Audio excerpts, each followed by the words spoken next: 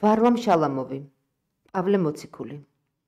შურფში ჩასვლისას წნელებისგან დამზადებულ სრიალა კიბეზე ფეხი დამიცდა და ტერფი ვიხრწე.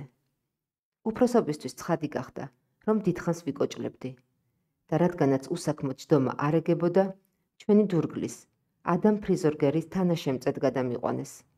რამაც ორივე, ფრიზორგერიც და მეც ძალიან გაგვახარა. თავის წინარე ცხოვრებაში ფრიზორგერი იყო პასტორი რომელიღაც გერმანულ სოფელში ვოლგაზე, ქალაქ მარქსშტადტის მახლობლად. ერთმანეთი გავიცანით ერთ-ერთ დიდ გადასაგზავნ პუნქტზე, ტიფის კარანტინის დროს და ერთადვე ჩამოვედით აქ, ქვანახშირის დაზვერვაში. ფრიზორგერი ჩემსავით უკვე ნამყოფი იყო ტაიგაში. დავარდნილიც გამხდარა და საბადოდან ნახევრად გიჟად მოხვედრილა გადასაგზავნ პუნქტზე. ქვანახშირის დაზვერვაში გაგვაგზავნეს როგორც ინვალიდები, როგორც მომსახურენი. დაზვერვის მუშური კადრები დაკომპლექტებული იყო მარტოოდენ მოხალისეებით. მართალია ისინი გუშინდელი ტუსაღები ბრძანდებოდნენ. ეს არის რომ მოეხადა თავიანთი ტერმინი, ანუ სასჯელის ვადა და ლაგერში ეძახდნენ ნახევრად დამცინავ სახელს ვოლნიაშკები. ჩვენი გამგზავრებისას მათგან 40 კაცმა ძლივს მოაქუჩა ორი მანეთი, როდესაც საჭირო გახდა მახორკის ყიდვა, მაგრამ მაინც ესენი ჩვენი ძმები აღარ იყვნენ. ყველა მიცოდა, რომ გაივლიდა 2-3 თვე და ისინი ლაზათიანად ჩაიცვამდნენ. დალებითაც მშვენივრად დალევდნენ, პასპორტს აიღებდნენ და ვინ იცის, ერთ წელიწადში ეგ შინაც წაბრძანებულიყვნენ. ამგვარ იმედებს ფრთები შეესყა, როდესაც დაზვერვის უფროსი პარამონოვი შეჰპირდა მათ უზარმაზარ გასამრჯელოს და პოლარულ ულუფებს. თავზე ცილინდრებს მოირგებთ და ისე წახვალთ შინისკენ. გამუდმებით ჩასჩიჩინებდა. ჩვენთან კი, პატიმრებთან, ცილინდრებსა და პოლარულ ულუფებზე კრინტიც არავის დაუძრავს. უფროსი უკმახად როდი გველაპარაკებოდა. ტუსაღებს დაზვერვაში ძუნწად იმეტებდნენ და 5 კაცი მოსამსახურეთ. პარამონოვმა ამაზე მეტი ვერ გამოსტყუა უფროსობას. როდესაც ჩვენ, ერთი მეორეს ჯერ რომ არც ვიცნობდით, სიის მიხედვით გამოგვიძახეს ბარაკებიდან ნათელ და გამჭრიახ თვალთაწინაში წარსადგენად, პარამონოვი ფრიად კმაყოფილი დარჩა გამოკითხვით. ერთი ჩვენგანი იყო მეღუმელე, ჭაღარა ულვაშა ანგალი, იეროსლაველი იზიგიბინი, რომელსაც თანდაყოლილი სითამამე ლაგერშიც გამოჰყოლოდა. თავისი ხელობა დიდ შემწეობას უწევდა და სხვებივით გამოფიტული შესახედაობა არ ჰქონდა. მეორე იყო ცალთვალო გოლიათი კამენც პოდოლსკიდან, ორთქმავლის ცეცხლფარეში, როგორც გააცნო თავი პარამონოვს. მას ცოტაოდენი ზეინკლობაც გეცოდინება, თქვა პარამონოვმა. როგორ არა, ეგეც შემიძლია, ხალისიანად დაუდასტურა ცეცხლფარეშმა. მას კარგახანია მოეხსენებოდა მოხალისეთა დაზვერვაში მუშაობის სიკეთე. მესამე იყო აგრონომი რიაზანოვი. ამგვარმა პროფესიამ აღტაცება მოჰგვარა პარამონოვს. დაგლეჯილი ძონძებისთვის, აგრონომს რომ ეცვა, არავითარი ყურადღება არ მიუქცევიათ. ლაგერში ტანსაცმლით როდი აფასებენ კაცს. პარამონოვი კი საკმარისად იცნობდა ლაგერის სნესა და ადათს. მეოთხე მეგახლდით. არც მეღუმელე ვიყავი, არც ზეინკალი და არც აგრონომი. მაგრამ ჩემმა სიმაღლემ ჩანს დაამშვიდა პარამონოვი. თანაც არ უღირდა ერთი კაცის გულისთვის დავიდარება სიის შესასწორებლად. პარამონოვმა თანხმობის ნიშნად თავი დააქნია. ჩვენი მეხუთე წევრი კი ძალზე უცნაურად იქცეოდა. რაღაც ლოცვას ბუტბუტებდა და სახეზე ხელი მიიფარა. ასე რომ პარამონოვს არც ესმოდა მისი ხმა, მაგრამ ეს არ ეუცხოვა. მიუბრუნდა გამწესებელს, რომელიც იქვე იდგა და ხელში საქაღალდეების ყვითელი დასტა, ეგრეთ წოდებული პირადი საქმეები ეჭირა. ეს დურგალია, თქვა პარამონოვის უთქმელი შეკითხვის პასუხად. მიღება დამთავრდა და დაზვერვაში გავემგზავრეთ. ფრიზორგერი მერე მიამბობდა, როდესაც გამომიძახეს მეგონა დასახრეტად გამომიძახესო. ისე დააშინა გამომძიებელმა ჯერ კიდევ საბადოზე ყოფნისას. მთელი წელიწადი ერთ ბარაკში ვცხოვრობდით და ერთხელაც არ წავჭყუბებულ ვართ. ეს იშვიათი რამ არის პატიმართა ყოფა ცხოვრებაში, ლაგერი იქნება თუ ციხე. დავა ატყდებოდა ხოლმე რაღაც წვრილმანებზე. ლანძღვაგინება მყისვე ისეთ გრადუსს აღწევს, რომ იფიქრებ, მომდევნო საფეხური შეიძლება იყოს დანა, ან და უკეთეს შემთხვევაში რკინის კეტი. მე მალე ვისწავლე, დიდი მნიშვნელობა არ მიმენიჭებინა ამ ფუშფუშა ლანძღვაგინებისთვის.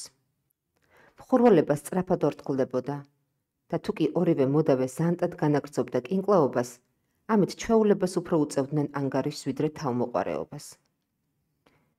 მაგრამ ფრიზორგერთან ერთხელაც არ წავჩხუბებულ ვარ. მე მგონი ეს ფრიზორგერის დამსახურება იყო. რამე თუ ამ ქვეყნად არ მოიძებნებოდა მასზე მშვიდობის მოყარე ადამიანი.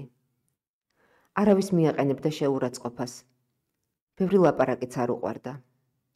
ხმა ბებრული ჰქონდა, შხრიალა, მაგრამ რაღაც ხელოვნურად, ხაზგასმით შხრიალა. ასეთი ხმით მეტყველებენ თეატრში ახალგაზრდა მსახიობები, როდესაც მოხუცის როლს თამაშობენ. ლაგერში ბევრი ირჯება და არც თუ წარუმატებლად, რომ უფრო ხნიერი და ფიზიკურად სუსტი გამოჩნდეს ვიდრე სინამდვილეშია. ყოველივე ეს ყოველთვის როდი კეთდება შეგნებულად, არამედ როგორღაც ინსტინქტურად. ცხოვრების ირონია ისაა, რომ ადამიანთა დიდი ნაწილი, რომელიც წლებს იმატებს და ძალღონეს იკლებს, მისულია კიდევ უფრო მძიმე მდგომარეობამდე, ვიდრე სურთ მოგვაჩვენონ. მაგრამ ფრიზორგერის ხმაში არაფერი ყოფილა მოჩვენებითი. ყოველ დილას-აღამოს იგი უჩუმრად ლოცულობდა, ყველასგან ზურგ შეკცევით. იატაკს ჩააშტერდებოდა და ლოცულობდა. თუ კი ღებულობდა მონაწილეობა საერთო საუბარში, მხოლოდ რელიგიურ თემებზე. მას შესაბამე ძალზე იშვიათად, რადგან პატიმრებს არ უყვართ რელიგიური თემები. ძველი ყიამყრალი, უსაყვარლესი ისგიბინი ერთორჯერ შეეცა და მასხრა დაეგდო ფრიზორგერი. მაგრამ მისი ოხუნჯობა ისეთი მშვიდობიანი ღიმილით შეამკეს, რომ ისგიბინის გამოწვევამ ფუჭად ჩაიარა. ფრიზორგერი უყვარდა მთელ დაზვერვას და თვით პარამონოვსაც კი. ფრიზორგერმა მას შესანიშნავი საწერი მაგიდა გაუკეთა, რასაც ვგონებ ნახევარი წელიწადი მოანდომა. ჩვენი საწოლები გვერდი-გვერდ იდგა. ხშირად ვსაუბრობდით და ფრიზორგერი ზოგჯერ გაოცდებოდა ხოლმე. თავის პატარა ხელებს ბავშვებით ზემოთ აიქნევდა, როდესაც შეიტყობდა რომელიმე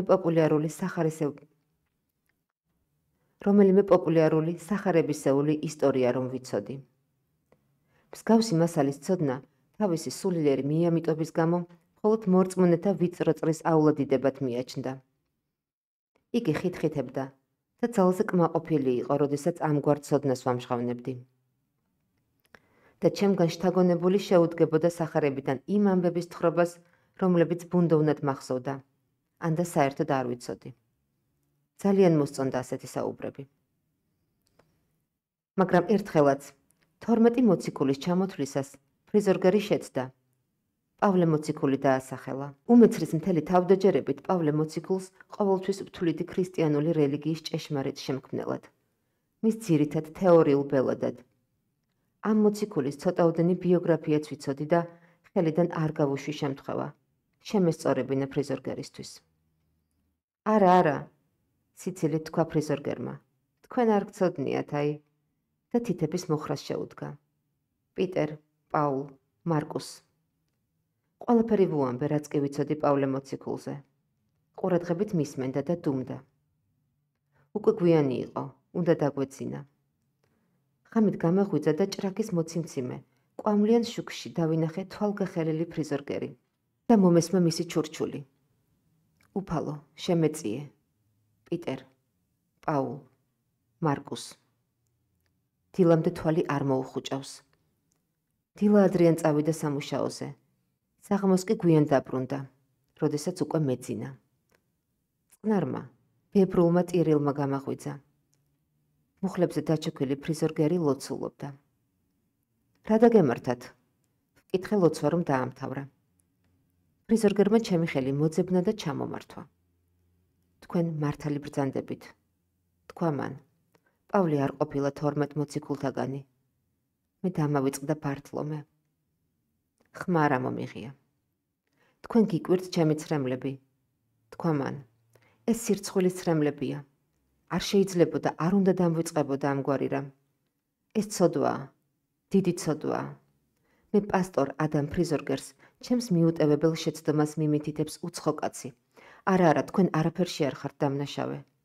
ეს ჩემი ბრალია, ეს ჩემი ცოდვაა, მაგრამ მიხარია, რომ თქვენ შემისწორეთ შეცდომა. ყველაფერი კარგად იქნება. ძლივს დავამშვიდე და მას მერე. ეს მანამდე მოხდა, ვიდრე ტერფს ვიღრწობდი. კიდევ უფრო დავმეგობრდით. ერთხელ, როდესაც სადორკლოში არავინ იყო, ფრიზორგერმა ჯიბიდან ამოიღო ნაჭრის გაქონილი საფულე და ფანჯარასთან გამიყვანა. აი, თქვა მან და გამომიწოდა პაწაწკინტელა გადატეხილი ფოტოგრაფია მომენტალკა. ეს იყო ახალგაზრდა ქალის ფოტოგრაფია სახის რაღაც შემთხვევითი გამომეტყველებით, ყველა მომენტალურ სურათს რომ ახასიათებს. გაყვითლებული, თახეთქილი ფოტოგრაფია ფრთხილად იყო დაწებებული ფერადი ქაღალდით. ეს ჩემი ქალიშვილია, საზეიმო ხმით წარმოთქვა ფრიზორგერმა. ერთადერთი ქალიშვილი. ჩემი ცოლი დიდი ხანია გარდაიცვალა. ქალიშვილი კი წერილებს არ ამწერს, თუმცა ალბათ მისამართი არ იცის. ბევრჯერ მივწერე და აი, ახლაც ვწერ. მხოლოდ მას. არავისთვის მიჩვენებია ეს ფოტოგრაფია. სახლიდან მაქვს წამოღებული. 6 წლის წინათ კომოდიდან ავიღე. სახელოსნოში უჩუმრად შემოვიდა პარამონოვი. შენი ქალიშვილი ხომ არ არის? ჰკითხა მან ფრიზორგერს, როდესაც თვალი შეავლო ფოტოგრაფიას. ქალიშვილია მოქალაქე უფროსო, მიუგო ფრიზორგერმა ღიმილით. წერილებს გწერს? არა. რამ დაავიწყა მოხუცებული? დამიწერე სამძებრო განცხადება, გავაგზავნი. მერე მე მომიბრუნდა. შენ კი როგორ გაქვს ფეხი? ვკოჭლობ მოქალაქე უფროსო, უპასუხე. კეთილი, იკოჭლე, თქვა პარამონოვმა და გავიდა. ამ დროიდან მოყოლებული ფრიზორგერი უკვე აღარ მემალებოდა. საღამოს ლოცვას რომ დაამთავრებდა და საწოლზე წამოწვებოდა, ქალიშვილის ფოტოგრაფიას ამოიღებდა და ხელს უთათუნებდა ფერად არშიას. ასე მშვიდობიანად ცხოვრობდით დაახლოებით 9 წელიწადი და ერთ მშვენიერ დღეს მოვიდა ფოსტა. პარამონოვი ადგილზე არ იმყოფებოდა და ფოსტას ღებულობდა მისი მდივანი პატიმართაგან, რიაზანოვი, რომელიც თურმე აგრონომი კი არ ყოფილა, არამედ რაღაც ესპერანტისტი, რაც სრულიად არ უშლიდა ხელს, რომ მარჯვედ გაეძრო ტყავი დახოცილი ცხენებისთვის, მოეღუნა რკინის მილები, გაევსო ისინი ქვიშით და გაევარვარებინა ცეცხლზე. აგრეთვე გაძღოლოდა უფროსის მთელ კანცელარიას. პაკეტში იყო ოფიციალური მიმართვა თხოვნით.